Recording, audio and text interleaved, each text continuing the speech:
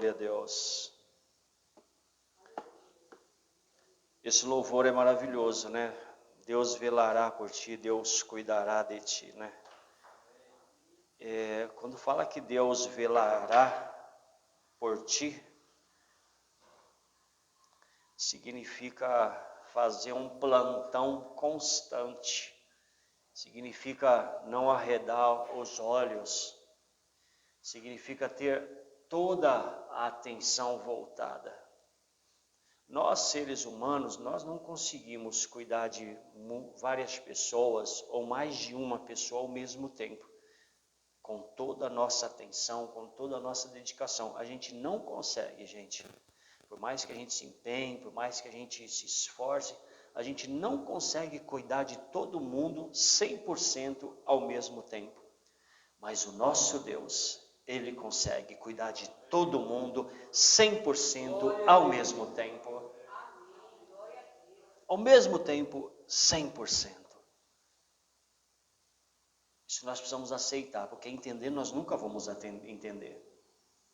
Porque Deus é Deus, Deus é o Todo-Poderoso. Deus é de infinito poder. Deus, Ele tem o controle de todas as coisas.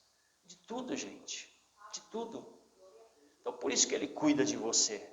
E por isso que Ele vai cuidar de você. Por isso que Ele vai velar por você. 100%, na totalidade. Desde o alto da tua cabeça até a planta dos teus pés. Deus velará por você.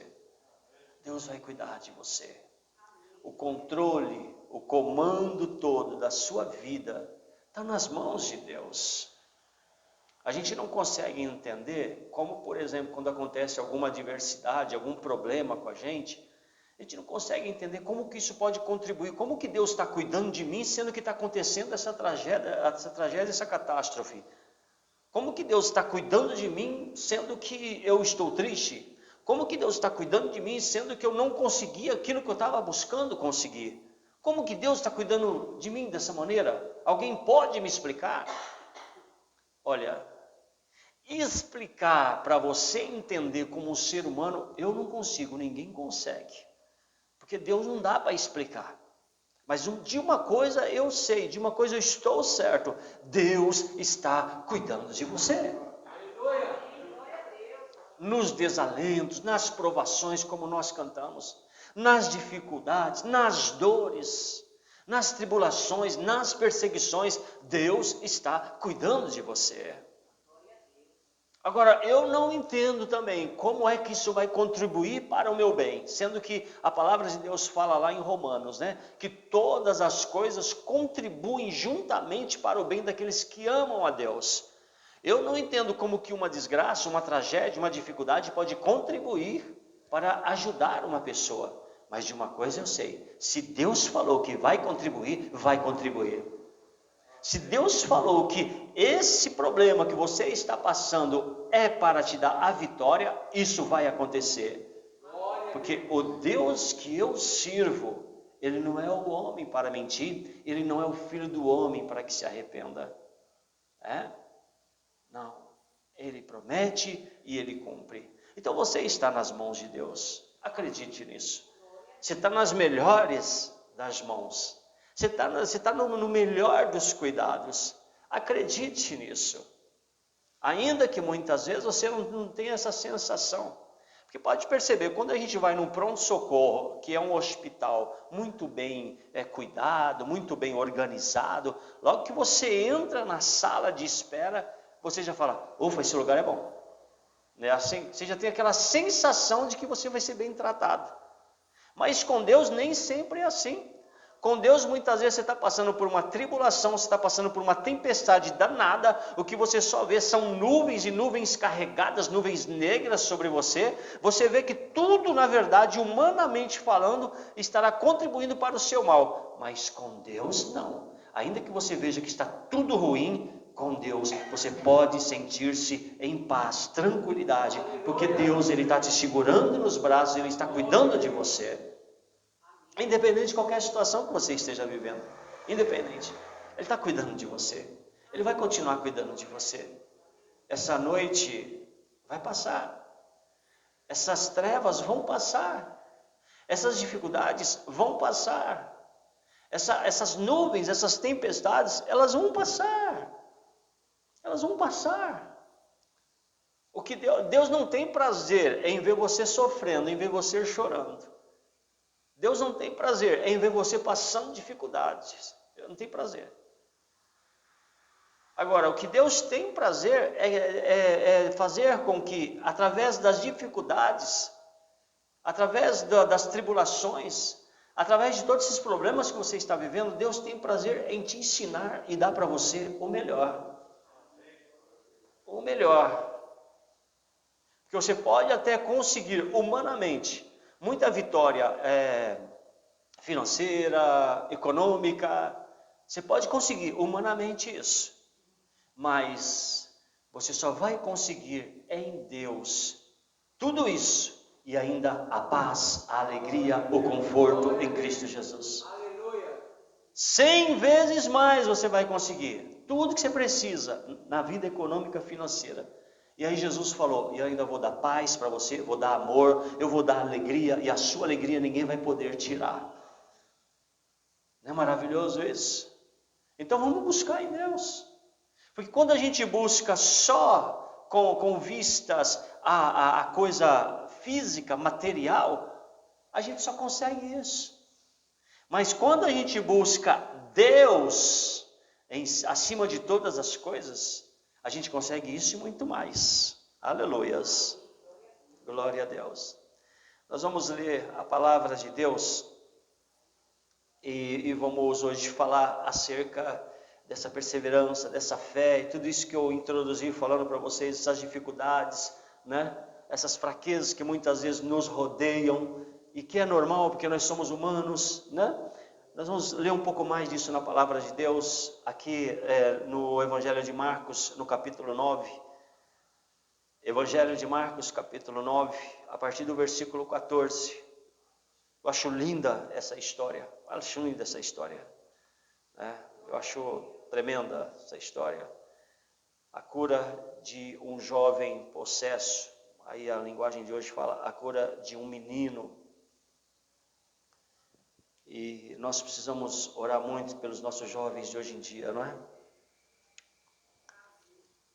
Me entristece muito o coração quando eu vejo juventude, adolescentes, com um copo de bebida alcoólica nas mãos, se drogando e jogando a vida fora.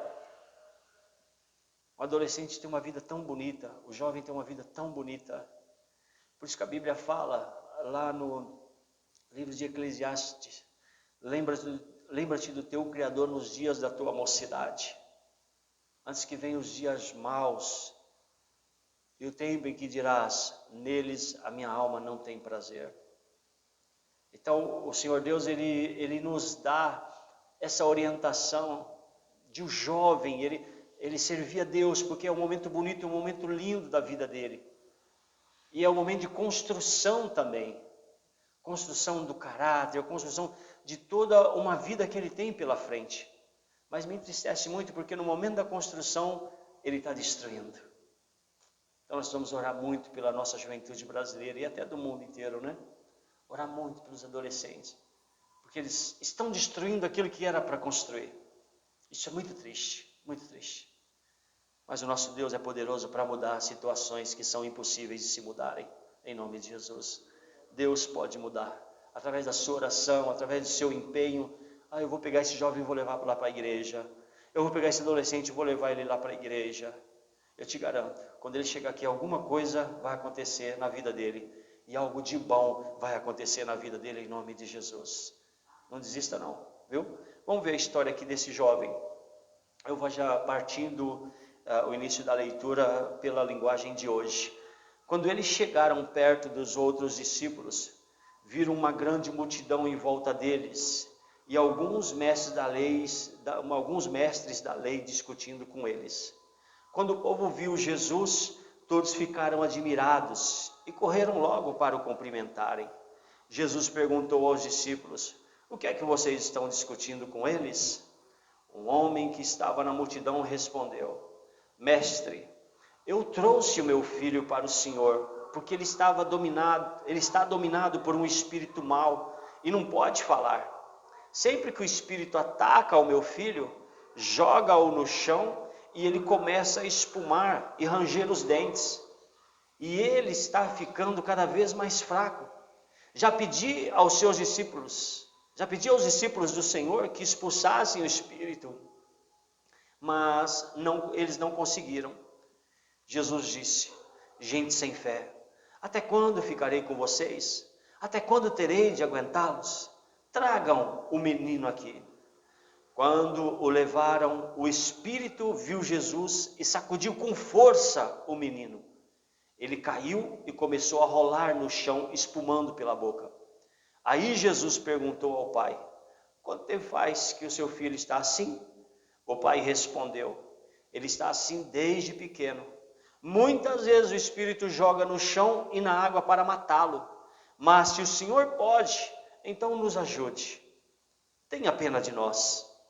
Jesus respondeu: se eu posso, tudo é possível para quem tem fé.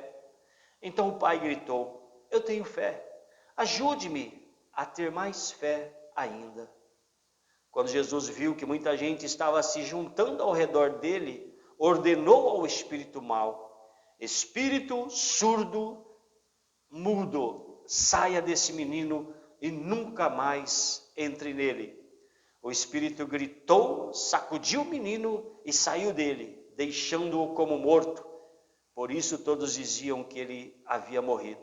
Mas Jesus pegou o menino pela mão e o ajudou a ficar de pé. Até aí, amém? Vamos orar um pouco mais. Pai amado, em nome de Jesus, quero te agradecer por tua palavra, Senhor. Obrigado por tudo que o Senhor já fez na nossa vida até aqui, Senhor. Oh Deus, continua falando conosco. Me dê intrepidez, ousadia, sabedoria para pregar a tua palavra.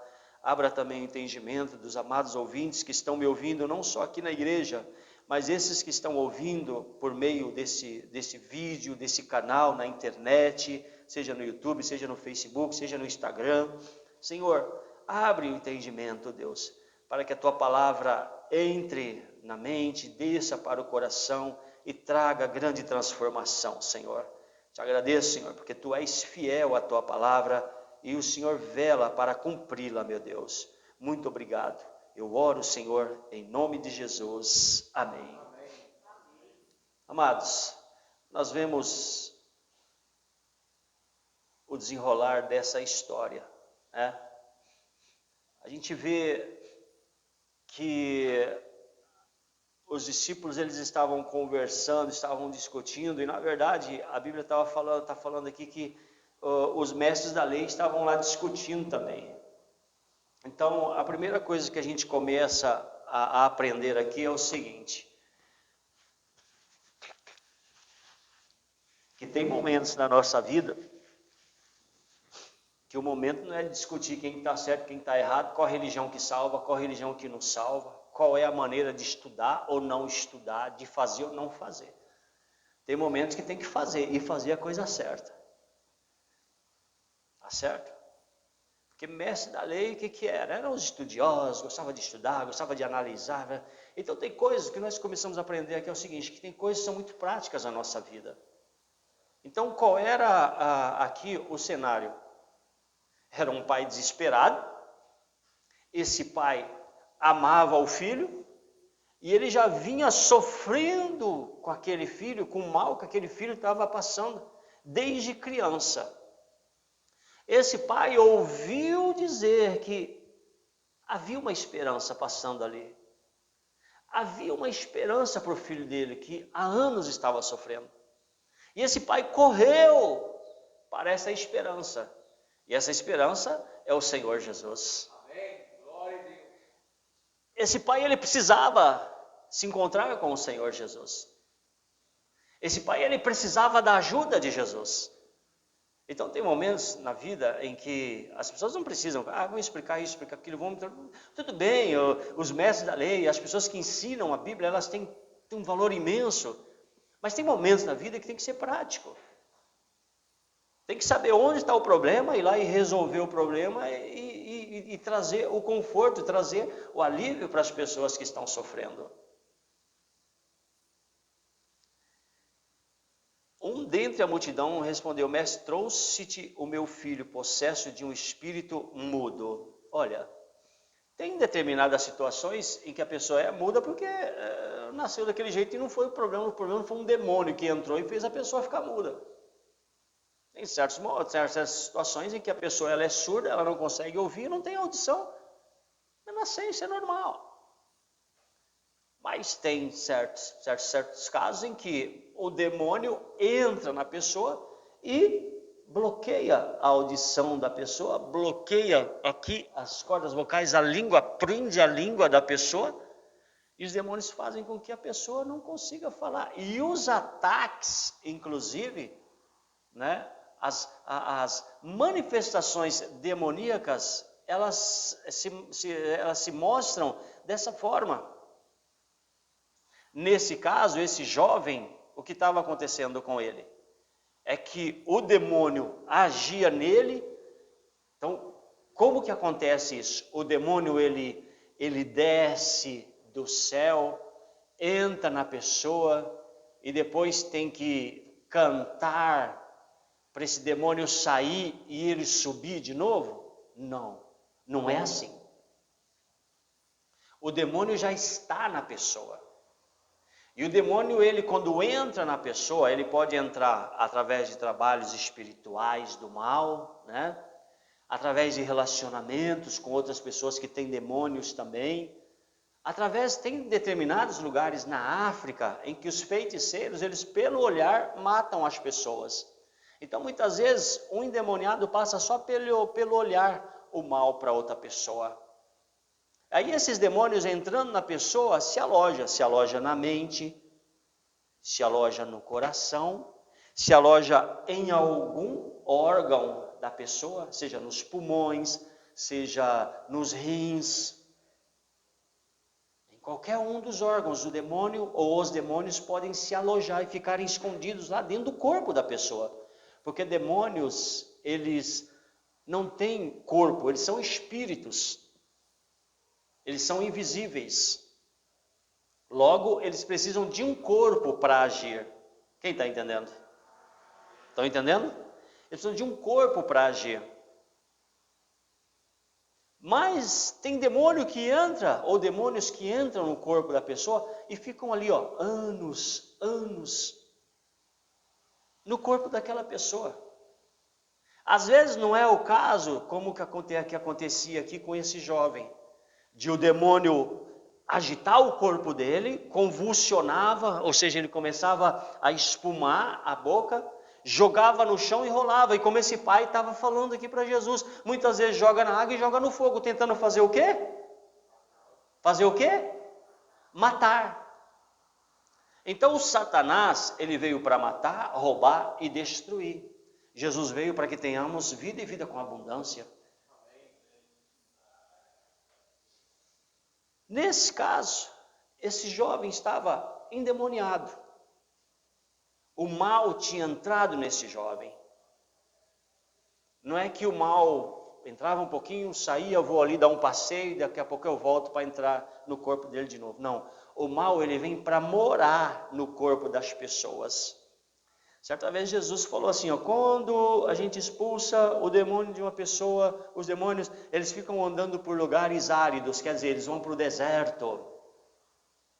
Aí não encontrando lugar para pousar, quer dizer, não encontrando casa, morada, porque o Satanás, os demônios, eles acham que o ser humano é casa deles, é morada deles. Percebe como é o contrário? Na verdade, a morada, o ser humano tem que oferecer morada para Deus. A Bíblia diz que vós sois templo onde habita Deus, onde habita o Espírito Santo.